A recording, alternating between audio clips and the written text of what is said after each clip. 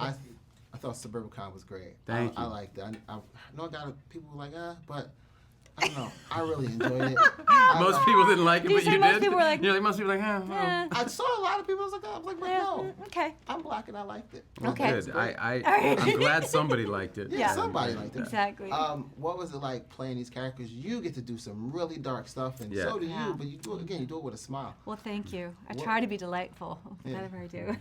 Yeah, they're pretty reprehensible people, Yeah. but with this veneer of like the perfect life, and that's George was, I think, trying to make a movie that felt like about today, and with everything that was going on in the election cycle, talking about scapegoating minorities or immigrants and building walls and all those things that that happen in this movie and that feel like they're happening still today.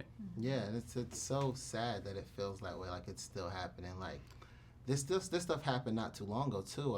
When I moved, my mother moved into our house. We're the first black family on the block. Oh, really? And they started a petition to get us Stop out. it. Yeah, Stop this it. was in '96. In 96 in New Jersey? In New Jersey, yeah, because it was an all-white block. Like we normally were, it's crazy, and this happened. So I related to it. I am shocked by The- that. In 1996. Yeah, the funny looks, all this stuff. Wow. So I was asking this question last, but I want to ask you guys now since we're here. Do you guys interact with a black person every day? Yes. Yes. Yeah. Awesome.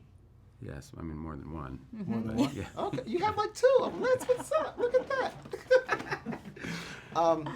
But when you guys are sitting down, especially I want to know from you, when you guys are sitting down and you hear Trump say something, you hear a quote-unquote deplorable say something, how does it make you feel inside?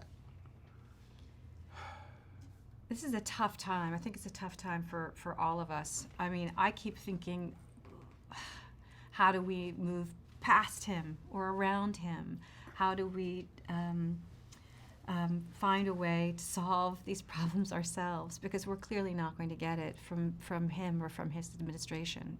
So I'm always trying to think of ways to make it better, to make it through this presidency, frankly. I think I feel like it's dawned on me just how naive I've been. I think I didn't quite understand the magnitude, and this president is, and this presidency is making it very clear, and so. Look, that just means that we all have to roll our sleeves up and engage, and it's incumbent on all of us to do that. So I guess I feel saddened by how naive I've been, I guess. Yeah. I love the fact you used the word engaged, because one of the parts I loved about the movie was there was so much quote-unquote white silence.